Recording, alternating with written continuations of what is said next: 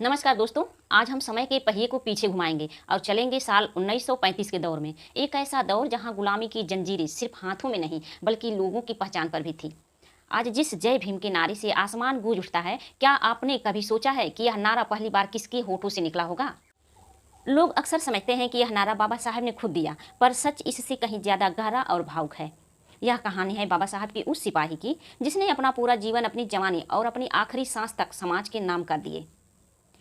चलिए जानते हैं बाबू हरदास लक्ष्मण राव नागराले की वो कहानी जो इतिहास के पन्नों में कहीं खो गई थी। नागपुर का कामठी इलाका, यहाँ एक नौजवान रहता था बाबू हरदास।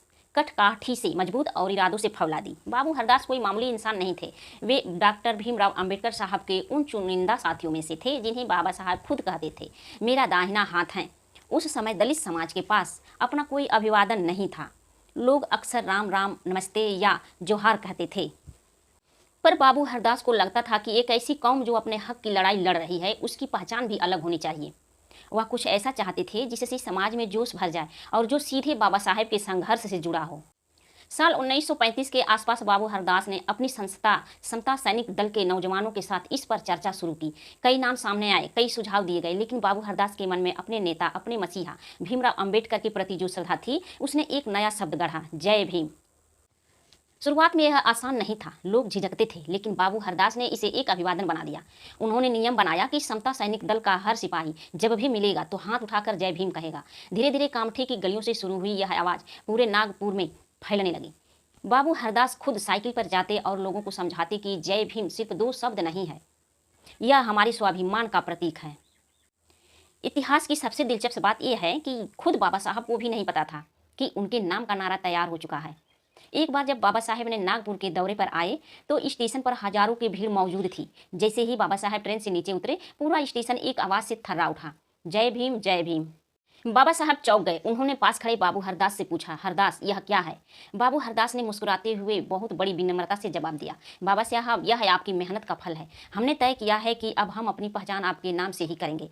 कहते हैं उस दिन बाबा साहब की आंखों में भी एक चमक थी।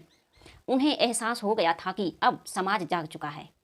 लेकिन दोस्तों, इस पहचान को दिलाने वाले बाबू हरदास की कहानी बड़ी दर्दनाक है। उन्होंने समाज की सेवा में अपनी सेहत की कभी परवाह नहीं की। आंदोलन के काम से वे दिन रात दौड़ते रहते, कई बार भूखे पेट ही सो जाते। उनकी आर्थिक स्थिति इतनी खराब थी कि इलाज के लिए पैसे तक नहीं थे।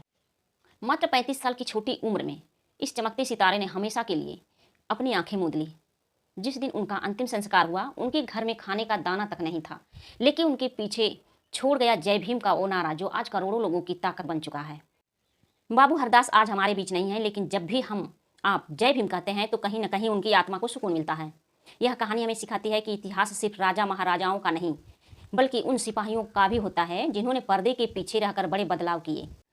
अगर आपको बाबू हरदास जी की यह कहानी और हमारी यह छोटी सी रिसर्च अच्छी लगी तो इस वीडियो को उन सभी लोगों तक पहुंचाएं जो खुद को अम्बेडकरवादी कहते हैं। ऐसे ही गुमनाम नायकों की कहानियों के लिए हमारे चैनल को अभी सब्सक्राइब करें। कमेंट बॉक्स में जय भीम लिखकर अपनी उपस्थिति दर्ज कराएं। मिलते हैं अगले वीडियो में एक और महानायक की कहानी के साथ। तब तक के लिए जय भीम, जय भारत।